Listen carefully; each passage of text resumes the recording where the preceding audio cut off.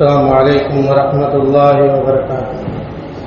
الحمد لله وحده والصلاة والسلام على من لا نبي بعده وعلى آله وأصحابه أجمعين أما بعد فقد قال الله تعالى في القرآن العظيم أعوذ بالله من الشيطان الرجيم بسم الله الرحمن الرحيم يا أيها الذين آمنوا اتقوا الله حق تقاته ولا تموتن إلا وأنتم مسلمون. அளவற்ற அருளாளனும் நிகரற்ற அன்புடையுமாகிய எல்லாம் அல்ல அல்லாஹ்வின் பெயரால் கணிதக்குரிய எல்லாம் அல்லாஹ்வின் நல்லடியார்களே, எல்லாம் அல்லாஹ்வின் பேரருளால் அவனுடைய மாபெரும் கருணையினால் புனிதம் நிறைந்த இந்த ரமலானுடைய மாதத்தில் இறை பொருத்தத்தையும் இறை மன்னிப்பையும் நாளை மறுமையில் சொர்க்கத்தையும் பெற வேண்டும் என்கின்ற உயர்வான நோக்கத்தோடு இரவு நேர இபாதத்துக்களை நாம் செய்து வருகிறோம். அல்லாஹ் சுப்ஹானஹு வ தஆலா இந்த புனித மிகுந்த ரமலானுடைய மாதத்தை இறை நம்பிக்கையாளர்களுக்கு வழங்கியிருப்பதின் நோக்கம் இறை பொருத்தத்தையும் இறை மன்னிப்பையும் படைத்தவனுடைய நெருக்கத்தையும் இபாதத்துகளின் மூலமாக அடைய வேண்டும் என்பதற்காக வேண்டிதான் அல்லாஹ் தஆலா இவ்வளவு உயர்மிக்க பாக்கியத்தை வழங்கியிருக்கின்றார். அந்த இரவு ரமலானுடைய இறுதி பத்தினுடைய கடைசி பகுதியில் தான் நாம் இருந்து கொண்டிருக்கின்றோம். அல்லாஹ் சுப்ஹானஹு வ தஆலா இந்த நாட்களை ஈமானியர்களுக்கு கொடுத்திருப்பதின் நோக்கம் இறைவனுடைய பொருத்தத்தை பெற்றுக்கொள்வதற்காக, நம்முடைய பாவங்கள் மன்னிக்கப்பட வேண்டும் என்பதற்காக, நன்மைகளை நாம் அதிகமாக அடைந்து கொள்ள வேண்டும் என்பதற்காக வேண்டிதான் அல்லாஹ் தஆலா இந்த புனித மிகுந்த ரமலானுடைய மாதத்தின் இறுதி பத்தினுடைய குறிப்பாக ஒற்றைப்படை இரவுகளிலே அல்லாஹ் தஆலா இந்த லைலத்துல் கத்ருடைய இரவை தேடிக்கொள்ளுமாறு நபிகள் நாயகம் ஸல்லல்லாஹு அலைஹி வஸல்லம் அவர்கள் நமக்கு வழிகாட்டியுள்ளார்.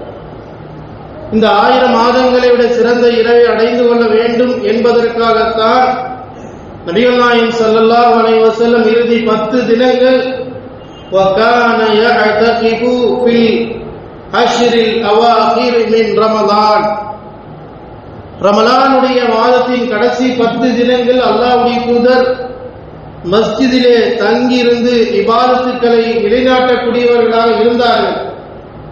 ஏனென்றால் இந்த 1000 மாதங்களை விட சிறந்த ஒரு இரவு, 1000 மாதங்கள் நாம் செய்கின்ற இபாதத்தினுடைய நன்மைகளை பெற்றுக்கொள்ளக்கூடிய ஒரு இரவை இறைவன் வழங்கியிருக்கின்றான். அந்த ஒரு இரவு இன்ன நாள் என்று இறைவனாலும் இறுதி தூதராலும் அறிவிக்கப்படாமல் அந்த நாளை நீங்களே தேடிக்கொள்ளுங்கள் என்று இஸ்லாம் நமக்கு வழிகாட்டியிருக்கிறது என்று சொன்னால், அந்த நாளினுடைய மகத்துவத்தை இந்த துன்யாவிலே அல்லாஹ் தஆலா அறிவிப்பதற்காகத்தான் இப்படியெல்லாம் மறைமுகமாக அந்த நாளை நமக்கு தேடும்படி வலியுறுத்தியிருக்கின்றார்.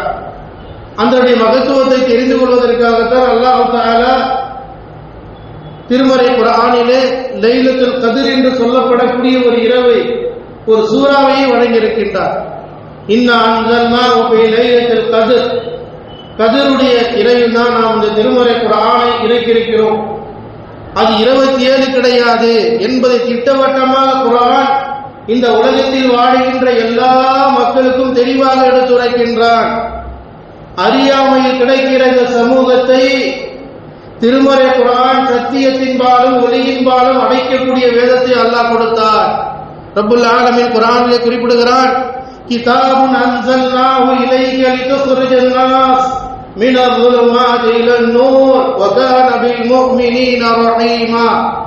அல்லாஹ் ரப்புல் ஆலமீன் கூறுகின்றான், உங்களிடம் இருக்கின்ற இந்த குர்ஆனை இறைவன் உங்களுக்கு இறக்கி வைத்ததனுடைய நோக்கம், நீங்கள் அறியாமையிலே இருக்கிறீர்கள், மடமையிலே இருக்கிறீர்கள், விளங்காமல் இருந்து கொண்டிருக்கிறீர்கள், புரியாமல் இருந்து கொண்டிருக்கிறீர்கள். உங்களை புரிய வைப்பதற்காக, உங்களை விளங்க வைப்பதற்காக, உங்களுடைய உள்ளத்தில் சத்திய சன்மார்க்கத்தினுடைய அளவுகோலை அல்லாஹ் உங்களுக்கு சொல்லிக் கொடுத்திருக்கிற பிரகாரம் நீங்கள் செய்ய வேண்டும் என்பதற்காக உங்களுடைய தூதர் நபிகள் நாயகம் ஸல்லல்லாஹு அலைஹி வஸல்லம் இபாதத்துகளுடைய வழிமுறைகளை அழகான முறையில் உங்களுக்கு நிலைநாட்டுவதற்காக இருக்கிறார்.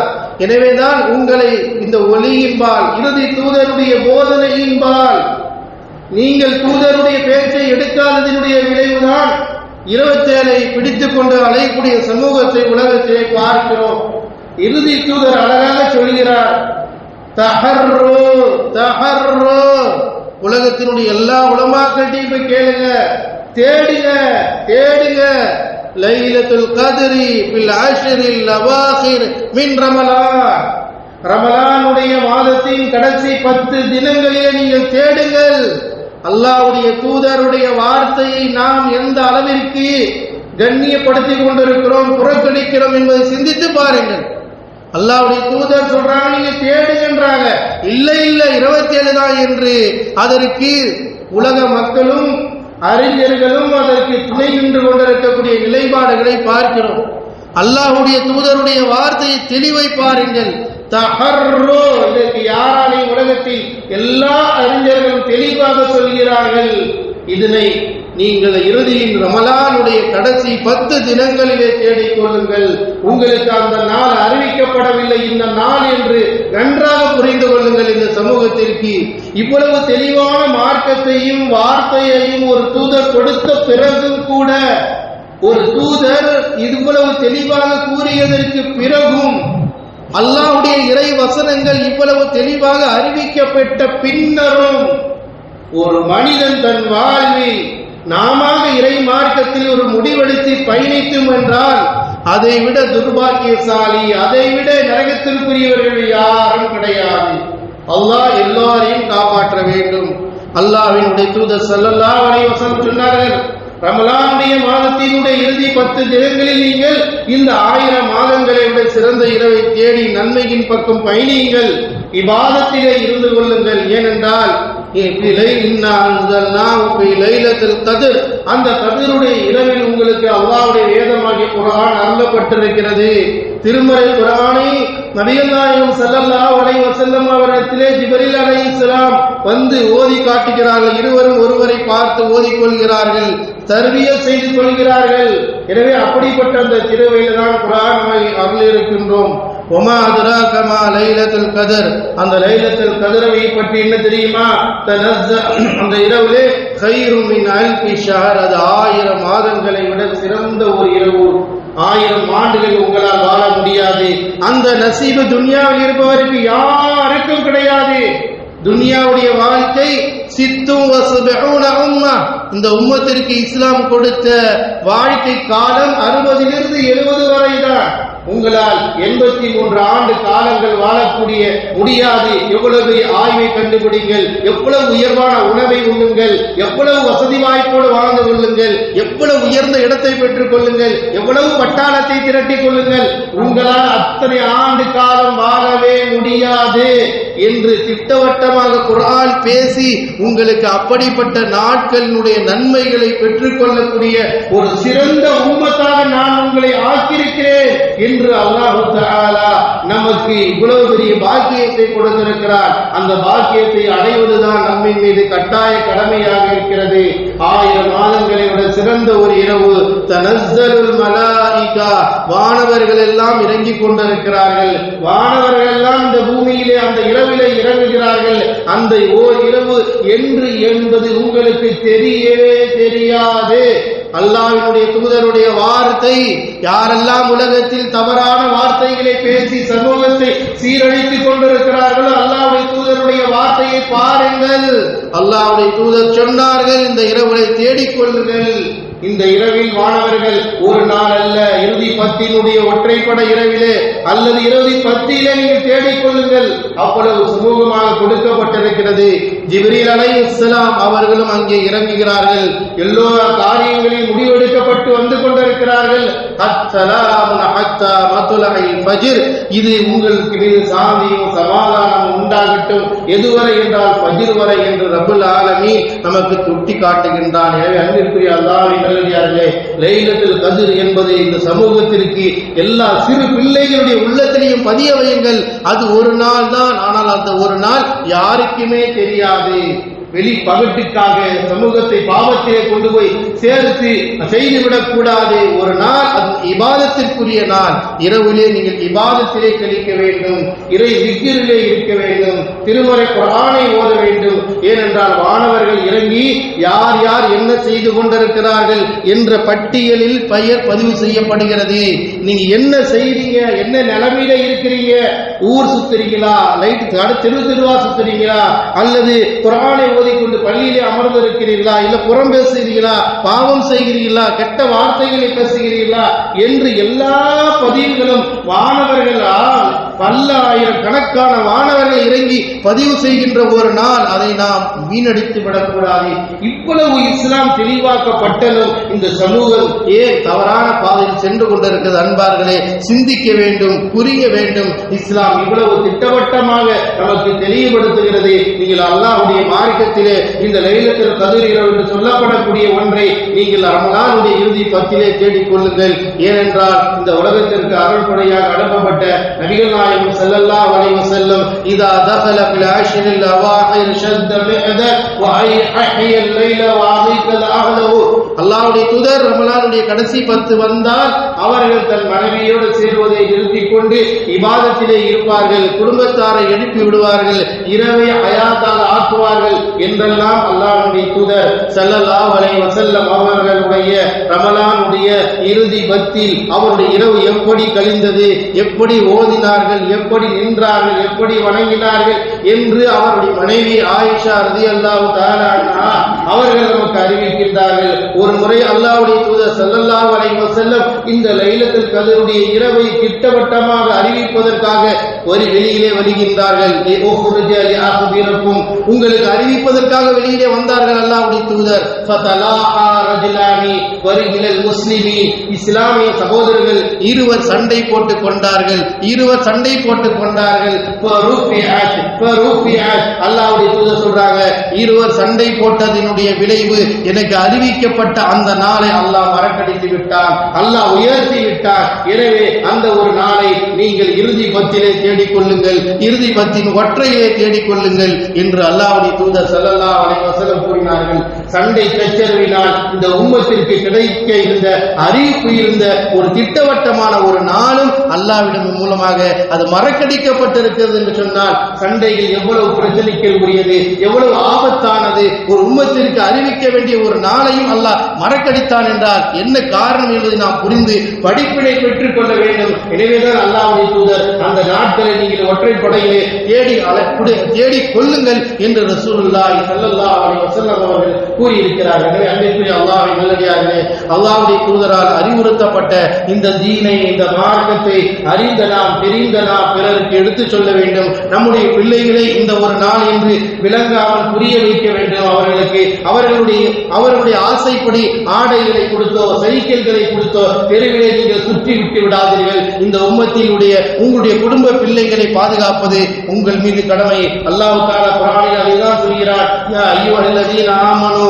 கூ அன்ஃபுஸக்கும் வ அஹ்லீக்கும் நாரா. இறை நம்பிக்கையாளர்களே, உங்களை நரகத்திலிருந்து காத்துக் கொள்ளுங்கள். நீங்கள் நரகத்திலிருந்து காப்பாற்றப்பட வேண்டும் என்றால் அல்லாஹ்வுடைய வார்த்தைக்கு செவிசாயுங்கள், அல்லாஹ்வுடைய தூதருடைய வார்த்தைக்கு செவிசாயுங்கள். அல்லாஹ்வுடைய தூதர் சொன்னார்கள், இறுதி 10 தேடிக் கொள்ளுங்கள். 27 என்பது இஸ்லாமிய மார்க்கத்தில் கிடையவே கிடையாது என்பது பகிரங்கமாக அறிவிக்கப்பட்டுக் கொண்டிருக்கிறது. பகிரங்கமாக இஸ்லாம் அறிவிக்கின்றது. நீங்கள் அந்த இறுதி 10 தான் தேட வேண்டும். அந்த 27 என்பது லைலத்துல் கத்ர் உள்ளான நாள் கிடையாது என்பதை அல்லாஹ்வுடைய தூதர்கள் நலக்காக நமக்கு தெளிவுபடுத்தியிருக்கிறார்கள். அந்த நாளில் நாமல் சுற்றுவதோ, திரிவதோ, அலங்காரங்கள் பண்ணிக்கொண்டு அலைவதோ மார்க்கம் தடை செய்கிறது.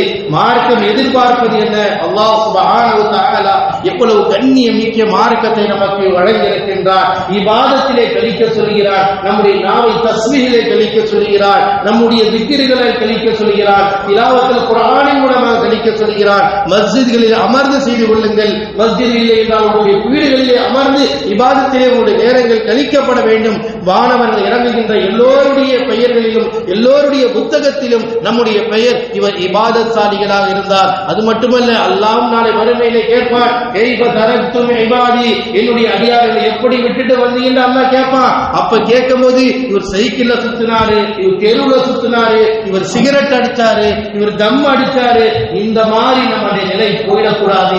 இவ்வளவு கேவலமான ஒரு வாழ்க்கையை வாழ்ந்து மடிந்திடக்கூடாது.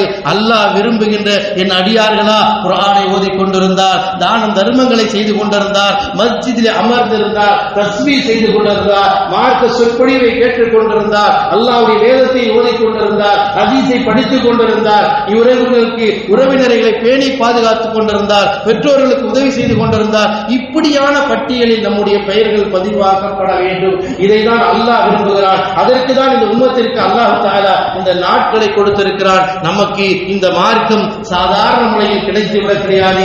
இன்றைக்கு நம்ம நெட்டில் தட்டினால் உலகம் முழுவதும் இஸ்லாமை பற்றி அறிந்து கொள்ளலாம். ஆனால் இந்த மார்க்கத்தை அடைவதற்கு, இந்த மார்க்கத்தை பெற்றுக் கொடுப்பதற்கு நபி ஸல்லல்லாஹு அலைஹி வஸல்லம் எவ்வளவு கஷ்டப்பட்டிருக்கிறார்கள், எவ்வளவு துன்பப்பட்டிருக்கிறார்கள், எவ்வளவு அவர்களுடைய துயரங்களுக்கு ஆளாக்கப்பட்டிருக்கிறார்கள். ஒரு மனிதனுடைய வாழ்க்கையினுடைய கஷ்டம் எது தெரியுமா? கஷ்டம் எது தெரியுமா? வறுமை எது தெரியுமா?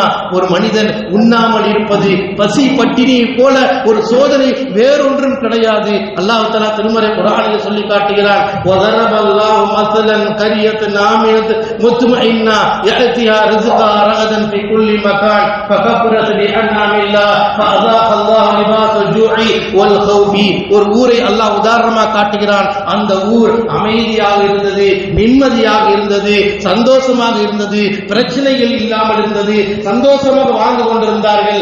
எந்த அளவிற்கு என்றால் யஅதிஹா ரிஸ்குஹா ரகதன் மின் குல்லி மகான், அந்த ரிஸ்க், அந்த உணவு வசதி வாய்ப்பு எல்லா பகுதிகளில் இருந்தும் நல்ல பரக்கத்தாக வந்து கொண்டே இருந்தது. அந்த ஊருக்கு அல்லாஹ் கொடுத்து கொண்டே இருந்தான். ஆனால் ஃபகஃபரத் பிஅன்அமில்லாஹ், ஃபகஃபரத் பிஅன்அமில்லாஹ், அல்லாஹ் கொடுத்த அருளுக்கு அவர்கள் நன்றி செலுத்தவில்லை, அல்லாஹ் சொன்னதை பின்பற்றவில்லை, அல்லாஹ் அறிவித்த செய்ததை பின்பற்றவில்லை, அல்லாஹ் அறிவிக்காததை செய்தார்கள், அல்லாஹ்வுடைய தூதர் அறிவிக்காததை செய்தார்கள், அல்லாஹ்வுடைய கட்டளையை புறக்கணித்தார்கள், அல்லாஹ்வுடைய தூதருடைய பேச்சை புறக்கணித்தார்கள். இந்த செய்தியை செய்ததினால் அவர்களை அல்லாஹ் விடவில்லை, அவர்களை அல்லாஹ் விடவில்லை. அவர்களுக்கு கிடைத்துக் கொண்டிருந்த ரிஸ்கை தடை விதித்தார், அவர்களுக்கு கிடைத்துக் கொண்டிருந்த உணவை நிறுத்தினார். எந்த அளவுக்கு என்று சொன்னால் ஃபஅஸாகல்லாஹு லிபாஸல் ஜூஇ வல் கௌஃபி, அவர்களுக்கு வறுமையை கொடுத்தான், பசியை கொடுத்தான், உண்ணுவதற்கு உணவு கிடைக்காமல் அலைய விட்டான், தவித்து போனார்கள், வறுமையினால் மரணித்தார்கள், பசி பட்டினியோடு கிடந்தார்கள். அவர்களை அச்சம் பயத்தோடு வாழ வைத்தான். நிம்மதியான வாழ்க்கை இல்லை. எப்போது என்ன பிரச்சனை வரும், எப்போது என்ன நடக்கும், நிம்மதியாக படிக்கும் இல்லை. எந்த நிம்மதி அவர்கள்ட்ட இருந்ததோ அதை அல்லாஹ் உயர்த்தினான், எந்த இன்பம் இருந்ததோ அதை அல்லாஹ் தூக்கி போட்டான். எதற்காக? அல்லாஹ்விற்கு அடிபணியவில்லை, அல்லாஹ்விற்கு நன்றி செலுத்தவில்லை, அல்லாஹ்வுடைய கட்டளைக்கு கட்டுப்படவில்லை, அல்லாஹ் சொன்னதை புறக்கணித்தார்கள், அல்லாஹ்வுடைய தூதர் சொன்னதை புறக்கணித்தார்கள். அவர்களுக்கு இறைவன் கொடுத்தது என்ன வேதனை தெரியுமா? லிபாஸல் ஜூ, வறுமையின் கொடுமை இருக்கிறது, சாதாரண விஷயம் அல்ல. அன்பார்ந்தவர்களே, நமக்கு வேண்டால் அதை பற்றி உணராமல் இருக்கலாம், ஒவ்வொரு தனி நபர்களும் அதை புரிந்து கொள்ளலாம். அல்லாஹ் தஆலா பசி பட்டினி என்கின்ற ஒரு நெருக்கடி ஒரு மனிதனால் தாங்கிக் கொள்ள முடியாது. நாம் சர்வசாதாரணமாக பார்த்தோம், ஒன்றே ஒன்றுதான், கேஸ் கிடைக்கவில்லை என்று சொன்ன உடனே, பெட்ரோல் கிடைக்கவில்லை என்று சொன்ன உடனே அலறி போகிறோம், தடித்து போகிறோம். ஒரு சில நாட்கள் நீடித்தால் நமது நிலைகள் என்னவாகும் என்பதை யோசித்து பாருங்கள். அல்லாஹ்வுடைய தூதர், அல்லாஹ் ரப்புல் ஆலமீன் படைத்தவனை நீங்கள் மறுக்க, படைத்தவனுக்கு நன்றி செலுத்தவில்லை என்றால் இறைவன் கொடுக்கிற சோதனை, முதல் சோதனை எதை சொல்கிறான் தெரியுமா? உங்களை பசி பட்டினியோடு விளைவிடுவேன். பசி பட்டினிங்கிற ஆடையை உடுத்த வைப்பேன். சாதாரண வார்த்தை அல்ல. அல்லாஹ்வுடைய சொல்லுகின்ற வார்த்தை, நீங்கள் படைத்தவன் சொல்வதை போல வாழ்கின்ற வாழ்க்கை வாழ மாட்டேன், உலகம் போற போக்கில் மட்டும்தான் என்னுடைய போக்கு இருக்கும் என்று நீங்கள் நினைத்து நடந்தால் அல்லாஹ் அப்படியே சொல்றான், உங்களுக்கு பசியினுடைய ஆடையை கொடுத்து சோதிப்பேன், வேதனைப்படுத்துவேங்கிறத. அப்ப என்ன அர்த்தம்? பசி பட்டினி என்பது ஒரு வேதனை, கொடுமை. அது சாதாரண விஷயம் அல்ல. சில நாடுகளில் படிக்கிற நடைகளை நாம் சோமால் போன்ற நாடுகளில் பசி பட்டினியோட கடந்து பிள்ளை பச்சிலம் குழந்தைகள் எல்லாம் உண்ண உணவு இல்லாமல் இல்லாமல் ஆடை இல்லாமல் அவர்களுடைய உடலெல்லாம் நசுங்கி போய் எலும்புகள் தெரிகின்ற அளவிற்கு நாம் தொலைக்காட்சியிலும் வெட்களிலும் பொருட்களிலும் பார்த்து கொண்டிருக்கிறோமே, அதுதான் பசியினுடைய வறுமையின் கொடுமை என்பதை மறந்து விடாதீர்கள். அல்லாஹ் தஆலா அப்படி எச்சரிக்கிறார். எப்பெல்லாம் எந்த அடியார்கள் அல்லாஹ்விற்கு செய்ய வேண்டிய கடமை அல்லாஹ்வுடைய கட்டளை புறக்கணிக்கும் பொழுது அல்லாஹ் முதலாவதாக தண்டிப்பது லிபாஸல் ஜூ, பசியினுடைய ஆடையை நான் உடுத்தினேன் என்று அல்லாஹ் தஆலா எச்சரிக்கிறார். சஹாபா பெருமக்கள் அல்லாஹ்வுடைய தூதர்கள் எல்லாம் அந்த பசியை கடந்து வந்தவர்கள், பசியை தாங்கிக் கொள்ள முடியாமல் வயிற்றிலே கல்லை கட்டி இந்த தீனுக்காக பாடுபட்டவர்கள். கந்தக் போர்க்களம், மதீனாவை சுற்றி வளைத்தார்கள், மதீனாவை பிடிக்க வேண்டும் என்று ஆசைப்பட்டார்கள், எதிர்ப்புறம் நின்று நின்றது, சுற்றி வளைத்தார்கள். அல்லாஹ்வுடைய தூதர் ஆலோசனை நடத்தார்கள். சல்மான் பார்சி ரலியல்லாஹு தஆலா அன்ஹு அவர்கள் சஹாபாக்களுக்கு அல்லாஹ்வுடைய தூதருக்கும் ஆலோசனை கொடுத்தார்கள். கந்தக் போர் நடக்கப்பட வேண்டும், பகல் யுத்தம் நடத்தப்பட வேண்டும், பள்ளம் நோண்டப்பட வேண்டும் என்று சொன்னார்கள். அந்த போர்க்களத்தில் பசியில் கிடந்தார்கள், வறுமையிலே கிடந்தார்கள். பல சஹாபாக்கள் மஅசூமும் பில் அஜர், வயிற்றிலே கல்லை கட்டிக்கொண்டு கடந்த காலம் நாம் எல்லாம் அதை அனுபவித்தோமா? அதையெல்லாம் பார்த்திருக்கிறோமா? ஒரு பசியின் காரணமாக கல்லை கட்டிருக்கிற நிலை எப்படிப்பட்ட ஒரு தருணம் என்பதை யோசித்து பாருங்கள். கல்லை பசியினால் அந்த பசியை தாங்கிக் கொள்வதற்கு, அந்த பசிக்கு உணவு இல்லாததின் காரணமாக அந்த பசியை அடக்கிக் கொள்வதற்கு கல்லை கட்டி கொண்டால் அவர்களுடைய நிலைப்பாடு எப்படி இருந்திருக்கும் என்பதை யோசித்து பாருங்கள். நம்மளோட இஸ்லாம் எப்படி வந்தது என்றால் அவர்களுடைய அந்த தியாகத்திற்கு பின்னால் அங்கே நின்றவர்கள் தோழர்கள் மட்டுமல்ல, அல்லாஹ்வின் தூதர் ரசூலுல்லாஹ் ஸல்லல்லாஹு அலைஹி வஸல்லம் அந்த போர்க்களத்தில் அவர்களும் நின்றார்கள். சஹாபாக்கள் பசி தாங்க முடியாமல் தோழர் ரசூலுல்லாஹ் இடத்திலே வந்து சொன்னார்கள், யா ரசூலல்லாஹ், பசியிலே இருக்கிறோம். ஒவ்வொரு நபி தோழர்களும் கல்லை வயிற்றிலே கட்டி கொண்டிருக்கிறார்கள். சொன்ன பொழுது வரஃபஅ லிபாஸஹு, தன் ஆடையை உயர்த்தி அல்லாஹ்வுடைய தூதர் தன் உடல் தன்னுடைய வயிற்றை அங்கே காட்டுகிறார்கள். வ மஅசூம் பில் ஹஜ்ரைனி, அல்லாஹ்வுடைய தூதருடைய வயிற்றில் 2 கல் கட்டப்பட்டிருக்கிறது. இப்படி ஒரு தலைமையை இந்த உலகம் எங்கேயாவது சந்தித்திருக்கிறதா?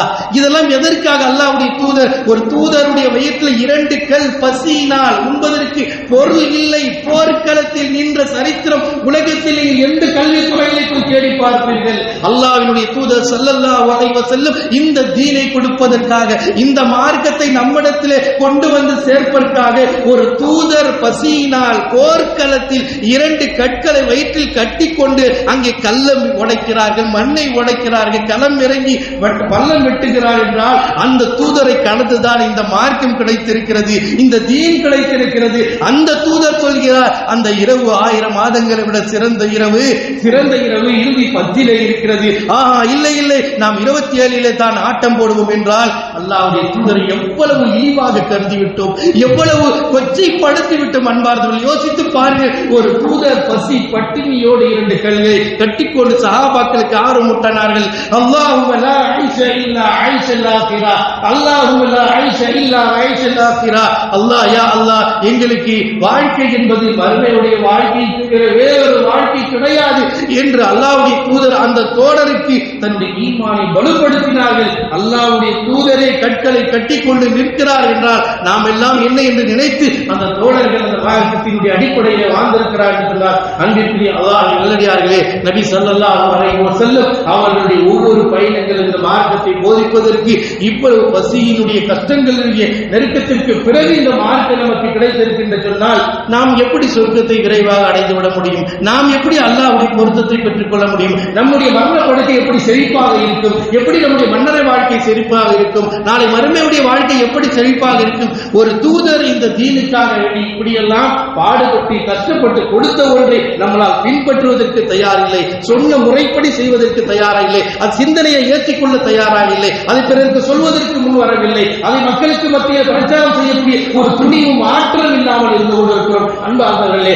அந்த தூதர் ஸல்லல்லாஹு அலைஹி வஸல்லம் அவருடைய வார்த்தை உண்மையை பேசுங்கள், சத்தியத்தை சொல்லுங்கள். அந்த தூதர் உயர்ந்தார், சிறப்பு பெற்றார் என்றால் அந்த மார்க்கத்தை அல்லாஹ்வுடைய தூதர் ஸல்லல்லாஹு அலைஹி வஸல்லம் வாழ்க்கை எவ்வளவு கஷ்டங்களும் பேணி நடந்து கொண்டிருக்கிறார்கள். இந்த கல்விகள் எல்லாம் நம்மள்கிட்ட வந்திருக்கு, இந்த ஹதீஸ்களை எல்லாம் வந்திருக்கிறது. இந்த ஹதீஸை அறிவிக்கக்கூடிய அபூ ஹுரைரா ரலியல்லாஹு தஆலா அன்ஹு அறிவிப்பாளர் மிகவும் அல்லாஹ்வுடைய தூதரோடு கிடப்பார், பசி பட்டினியோடு கிடப்பார். அல்லாஹ்வுடைய தூதரோடு மார்க்க கல்வியை அந்த மஸ்ஜித் நபவியிலே அஸ்ஹாபு சுஃபா என்று சொல்லப்படக்கூடிய திண்ணை தோழரோடு கிடைக்கக்கூடிய அபூ ஹுரைரா ரலியல்லாஹு தஆலா அன்ஹு ஒரு நாள் அல்ல 2 நாள் பல நாட்கள் பசியின் காரணமாக அந்த தோழரும் ஹதீஸ்களை இன்னைக்கு நம்ம சர்வசாதாரணமா எல்லா கிதாபுகளிலும் பார்க்கிறோம். அபீ ஹுரைரா ரலியல்லாஹு தஆலா அன்ஹு அவர்களுடைய நிலை என்ன தெரியுமா? உண்பதற்கு மறுநாள் உண்பதற்கு முன்ன கிடைக்காது. பசியின் காரணமாக கற்களை கல்லை வயிற்றிலே கட்டியவர் அபீ ஹுரைரா ரலியல்லாஹு தஆலா அன்ஹு ஹதீஸை கற்பதற்காக இல்மை கற்றுக்கொள்வதற்காக இன்றைக்கு நாம் தட்டுகளில் சர்வசாதாரணமாக அபூ ஹுரைராவுடைய ஹதீஸை பார்க்கிறோமே. இதை கடந்து நமக்கு எப்படி கிடைத்தது? பசியினுடைய நேரத்தில் அவர்கள் தன் வயிற்றிலே கல்லை கட்டி கொண்டு கிடந்தார்கள், வெளியிலே கிடப்பார்கள். வழியிலே பாதங்களை கிடப்பார்கள், ஏறி மிதித்து விட்டு செல்வார்கள். கால மஜ்னூன், இவர் பைத்தியக்காரர் என்று சொல்வார்கள். ஆனால் அவர்கள் கடந்தது எதுக்கு தெரியுமா? அல் ஜூர், பசியினால் அபூ ஹுரைரா ரலியல்லாஹு தஆலா கீழே கிடப்பார்கள், விரண்டு வேறி மிதித்து செல்வார்கள். அறியாமையின் காரணமாக அபூ ஹுரைரா பசி பட்டினியோடு இருந்து கொண்டு நபி ஸல்லல்லாஹு அலைஹி வஸல்லம் அவரிடம் பல ஹதீஸ்களை மரணம் செய்தார்கள். அந்த ஹதீஸ்கள் மறக்காமல் இருப்பதற்கு அல்லாஹ்வுடைய தூதரிடத்திலே துஆ செய்யும்படி சொன்னார்கள்.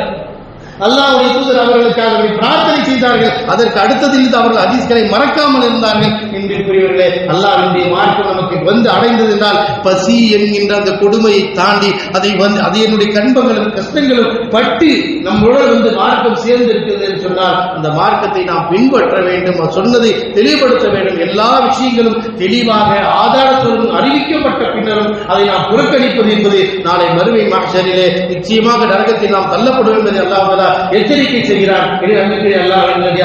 இந்த சிரமங்கள் கஷ்டங்களுக்கு பிறகுதான் மார்க்கம் இஸ்லாம் நம்மோடு வந்து கிடைத்திருக்கிறது என்று சொன்னால் அவர்கள் பட்ட அந்த கஷ்டங்கள் துன்பங்களை புரிந்து நம்மளால் ஒரு நாளாவது நமக்கு அல்லாஹ் பசியோட விட்டிருக்கான யோசிச்சு பாருங்க.